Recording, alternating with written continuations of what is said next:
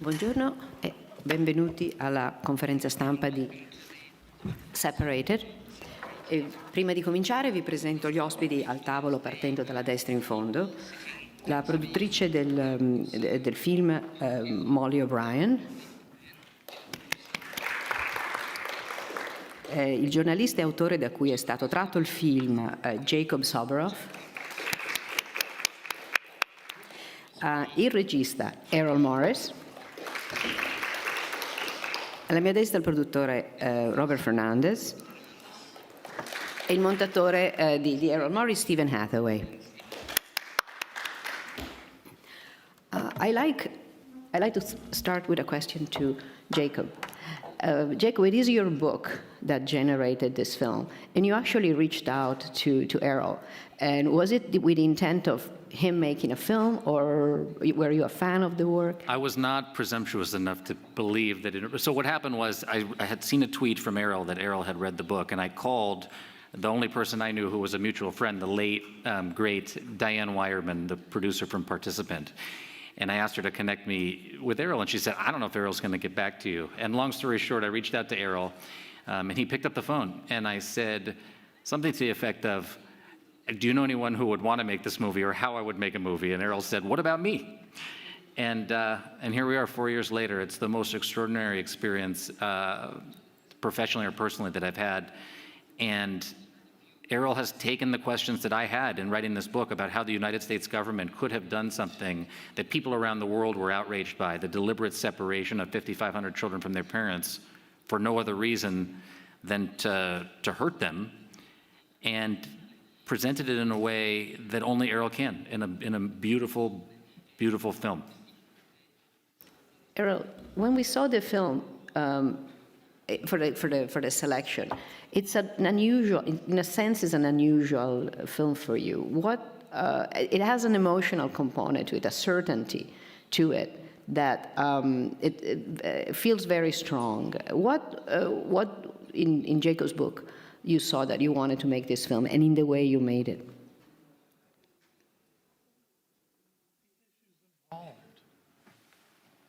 We're talking about children. And God knows I feel strongly about many of the policies of the Trump administration. But the idea that somehow you would hurt children as a matter of policy seemed unthinkable, seemed just wrong, morally wrong. And I'm very grateful to Jacob for the opportunity to make this movie. Glad I made it. These are policies that could happen again, and we must ensure that they never, never, never happen again. Jacob, you're known for your great reporting, for NBC and MSNBC, and it's straight journalism. Errol's films had a completely different take. They usually open questions rather than resolving issues or telling facts. They kind of dwell into the complexities of. So how those your two practices melted into this movie? I'll give you one example. Obviously the basis of my book was the reporting I did at the border in the summer of 2018 when I went into the facilities and I saw the thousands of children who were separated by the government. And, with my own eyes, I saw the children laying on the concrete floors under those Mylar blankets, supervised by security contractors in a watchtower, having been taken from each other for no other reason than the Trump administration wanted to hurt them, to scare people from coming to the country. That was the basis of my work at NBC. But the question still remained, and it was a story that was so difficult to tell because inside those facilities, cameras were not allowed. And so one of the things that I think Errol has done so incredibly brilliantly, the whole film to me is so meaningful, but the way Errol, with narrative filmmaking, reconstructed the journey of the mother and the son, Gabriella and Diego. There is no footage of parents and children coming to the United States that any journalist made or documented of those parents making the journey. There is no footage of the separations happening inside the detention centers. And Errol and Robbie and Stephen and Molly, the whole team took this drama and were able to capture the essence, I believe, the emotional truth of something only the families can explain. And it's done in a way that, like I said, that only Errol can, in a way that impacts people in a way that only Errol can. Errol? Well, certainly I hope that the movie does have an emotional impact. I'm very proud of the movie, proud to be able to have adapted Jacob's book. I hate to go hyperbolic on everybody, but it is an essay on fascism. I think the essence of fascism is demonizing the other, of taking some group of people, saying that they're evil, they're bad, and that anything goes. You can do anything that you like with impunity. And what really fascinates me, still fascinates me in this story is, what were they thinking? What did they imagine that they were doing? How did they justify this behavior? And in a whole series of interviews, it becomes clear that there was a kind of absence of thought, an absence of thinking, which is perhaps the scariest part of all. You can listen to the director of Homeland Security making excuse after excuse, and never really addressing the essence of what she was doing. We're just following the law. Okay. Zero tolerance. They truck out euphemism after euphemism after euphemism, and somehow never dealing with the reality and the harm that they're actually doing to people. And it's wrong. Can I just say, we focus so much on Trump because Trump did this, but none of this would have been possible were it not for decades of bipartisan Democrats and Republicans pushing through deterrence-based, punishment-based immigration policy that was designed to hurt people. Bill Clinton built the first wave of border walls. George W. Bush, exponentially increased the size of the Border Patrol. Barack Obama deported more people than any other president in the history of the United States. So it's no surprise that, like that, Donald Trump was able to take 5,500 children away from their parents, because that's the way the system has been set up. And we didn't know that Donald Trump would be running for office again when we set out to make this movie. And in fact, the Democrats and the Republicans have not acted to permanently bar family separations in the wake of all this happening, despite the bipartisan outrage of people around the world when this happened. There were literally millions of people who spoke out against this, of all political persuasions, because this is about moral clarity and how the bureaucracy was co-opted to basically crush what everyone knew was the right thing to do. And that's how we ended up in this situation. So, while this politician or that politician is in office, this is a bipartisan system of immigration enforcement in the United States. To that, and maybe Robert can also join in with all of you, how difficult was to make this film in terms of finding people that would tell the stories that are happening at the border, and what's behind it? There's several problems. People working for the government, doesn't matter whether it's the Trump government or the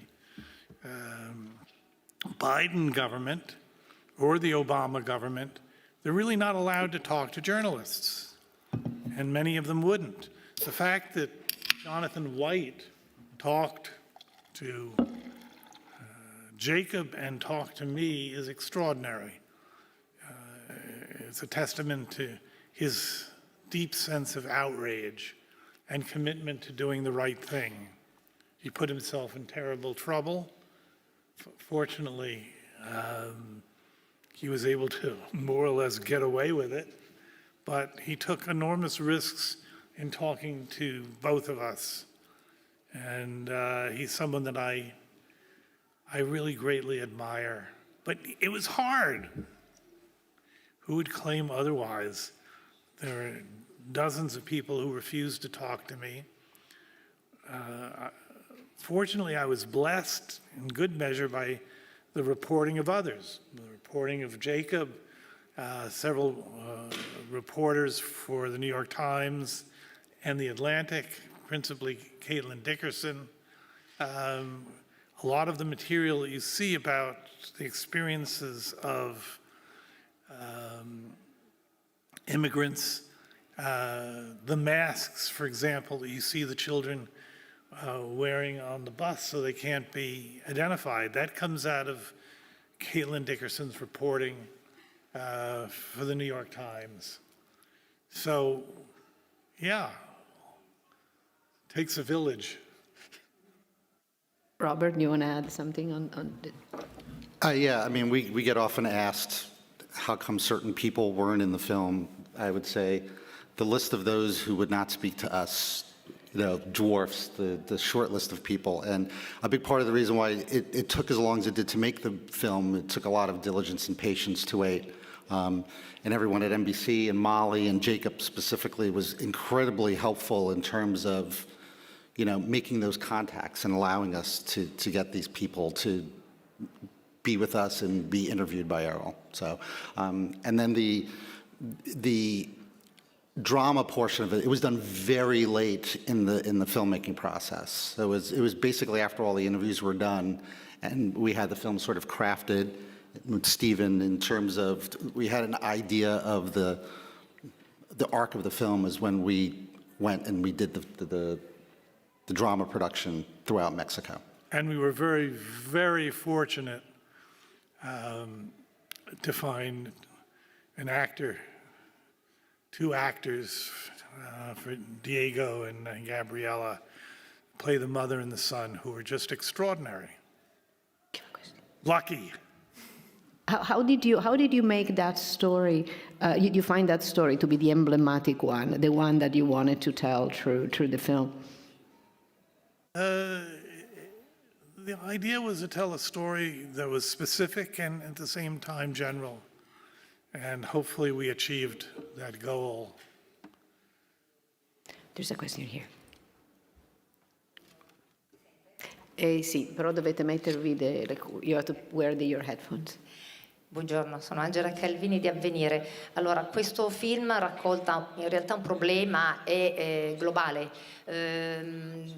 Sono molte poche le voci al mondo che difendono i migranti. Io penso domenica scorsa anche il Papa ha detto che è un peccato proprio morale, fermare le persone, i bisognosi, eccetera. Per cui la mia domanda è che impatto vorreste avesse anche al di là della storia americana I'll let you do it.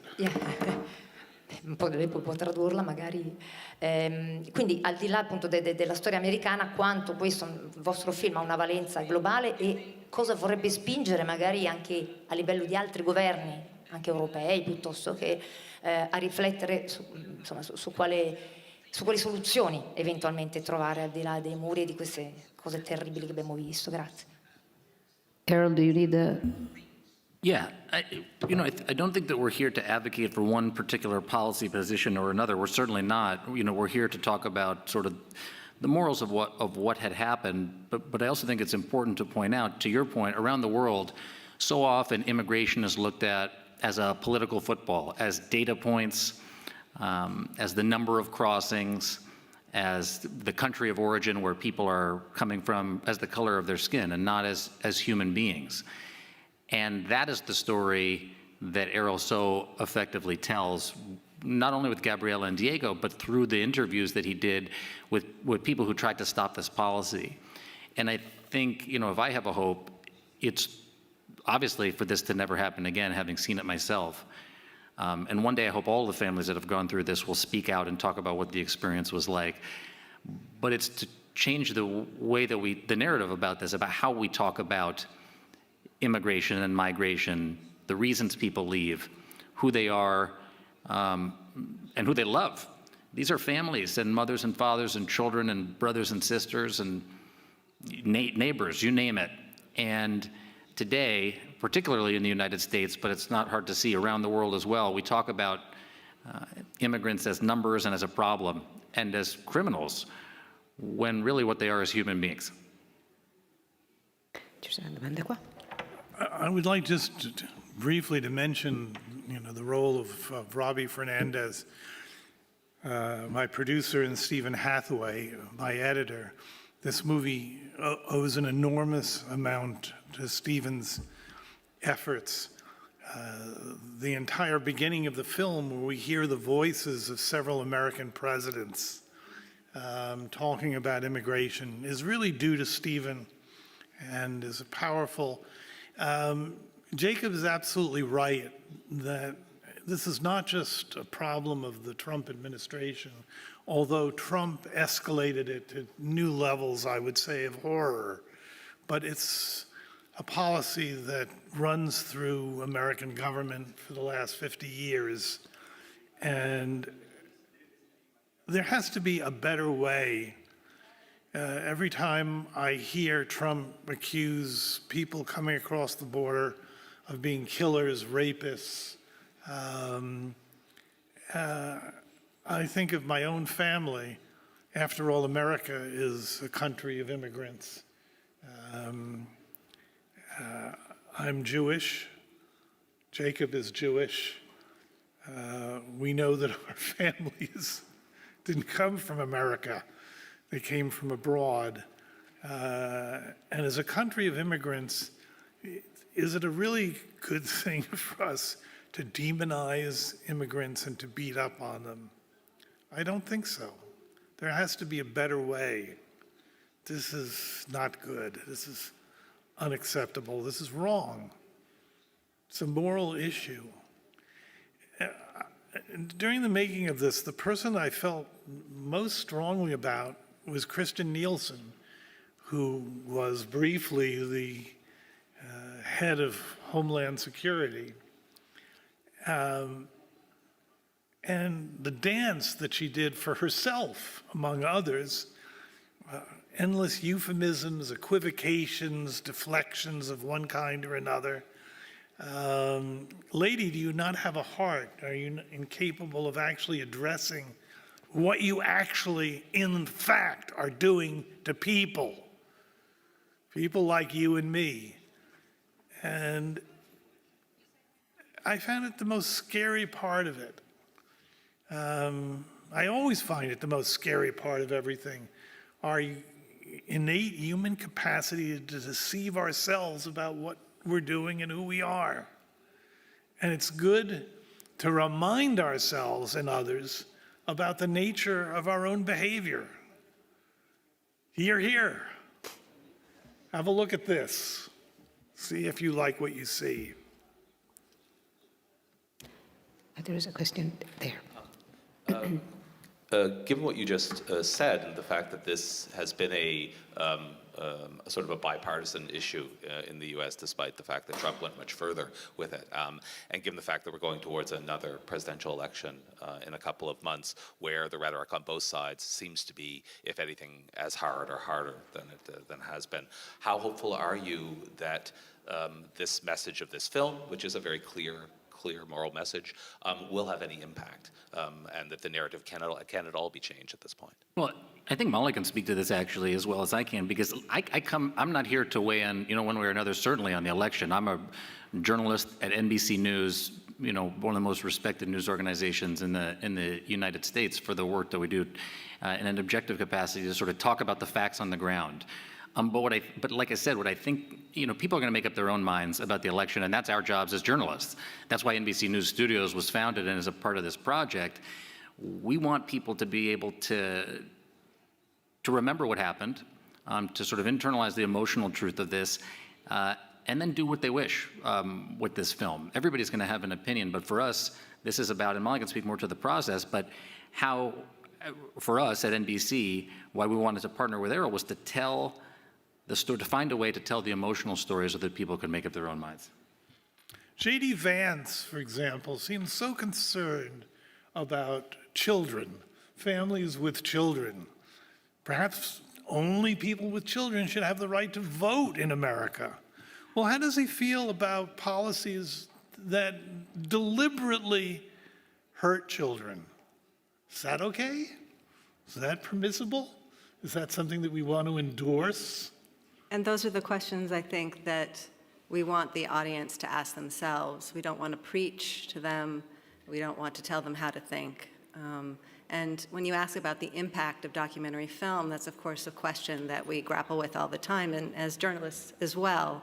And we hope that the impact of the fact-based, rigorous journalistic practice that Jacob uses in his work is expanded on and elevated by artists and documentarians, filmmakers, artists like Errol Morris. I mean, it's a dream come true for NBC News Studios to see this Well, thank you. rigorous work, sort of this bed of facts that Errol and Robbie and Stephen can,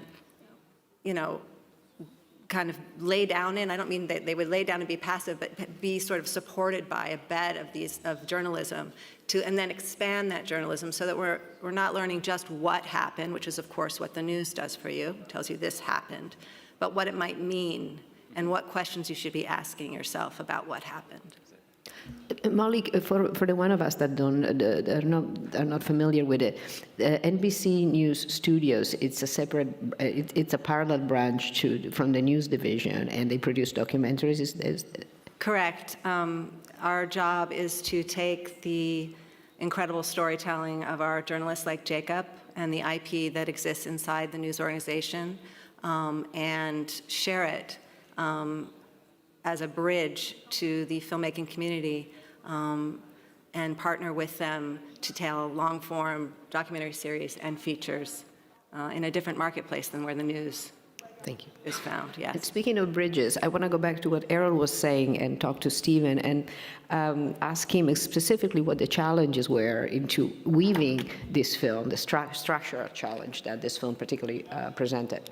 From an editing point of view, this story was very much Jonathan White's story. He kind of told the story that I could follow, and then the other characters kind of worked within it. So that first interview that Errol did with Jonathan White really gave the arc of the story. And as far as these films go, having that strong of an arc early on really helps tell the story. There was a question right there.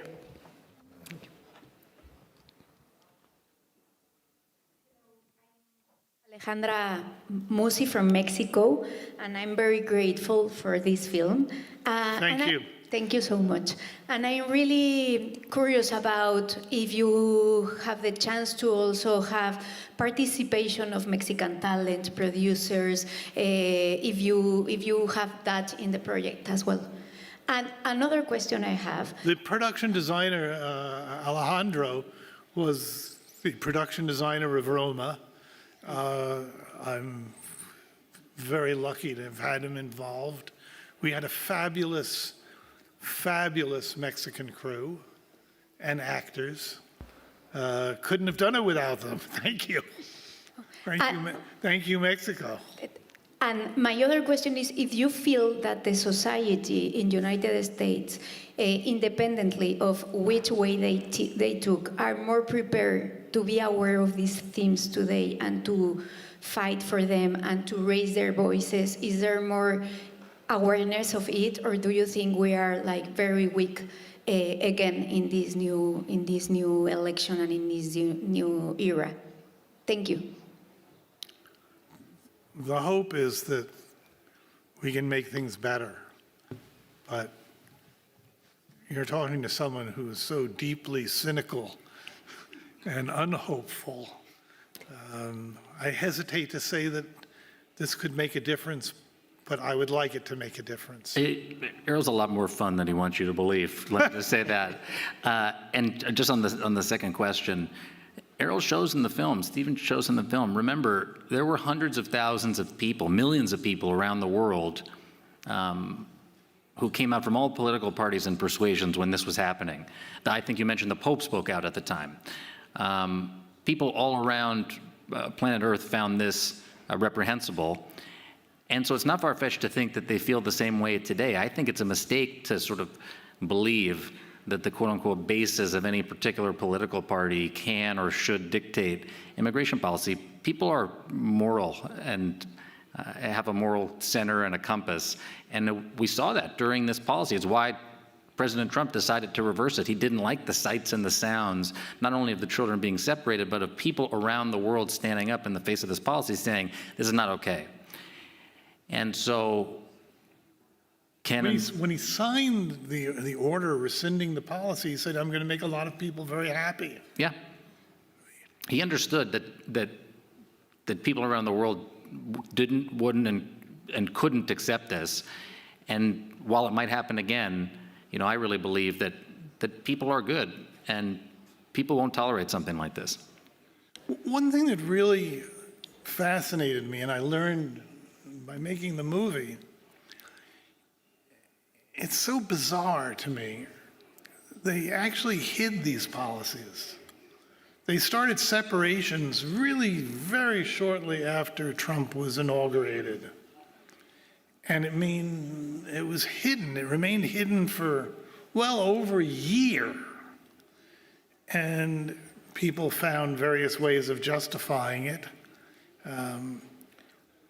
But why hide it? Were they embarrassed by what they were doing? If the purpose was deterrence, why do it covertly? Why do it secretly? What was the aim? What was the goal? I keep going back to William Blake's Cruelty Has a Human Face, that part of Trump seems to be about meanness. Meanness not to any given end, but meanness for its own sake. That's not a public policy. That's not politics. That's something that should be decried. That's something that is deeply reprehensible. I think we have time for one, and if nobody's asking, I'll ask. The film has not been sold yet, so this is its world premiere today. And would you like the film? Thank you, Venice. Thank you for coming back. And would it be important to you if the film were to be able to come out before the election? I'm not sure. Could you repeat the question? I'm so sorry. And I say the film, if you think it would be important for the film to... This is something that we were talking about just this morning. To me, it's essential this comes out before the election. You don't know what the effect of anything is going to be. Like Jacob, there has to be some hopeful element in me, or I wouldn't bother doing this in the first place. It's the desire, the deep desire to make a difference and to be heard and to make people think about things that they otherwise might choose not to think about. But yes, quite simply, I want this to come out before the election with the hope that it could make a difference, yes. It's no secret that the power of talking about this, what it has on policy making. And as I said, while we're not advocating for a particular policy position, at the end of the last election, my colleague, Kristen Welker, the moderator of Meet the Press on NBC, asked a question of both President Biden and former President Trump that sort of set the stage for how this would be dealt with under the next administration. And in that debate, because of the conversation that she had around this topic, in the way that Errol is making this a topic yet again ahead of the next election, both candidates were forced to speak out on this. And I think it's something that anybody who wants to hold elected office in the United States should be obligated to talk about. And there is no better way to force the issue than to have Errol Morris make a film about it. Well, I was also moved to watch Jacob, who was a correspondent at the Republican National Convention and the Democratic National Convention. He poses a question to Donald Trump Jr. about these various policies. And it's interesting, the response. I would call it almost a quixotic, hopeless gesture on his part, but an essential one of calling people to explain what they're doing, to give an account of what they're doing. And what is the account that he offered? Utter denial. We're not doing that. But truth still does count in our world. They did do that. They can deny it. They can use 100 euphemisms to describe it, but the reality of what they did can be shown, can be proven, and it should be dealt with. Truth matters. And with this, it's all we have time off, but I think it's a good place to end. Thank you so much. Thank you, Errol. For bringing that up.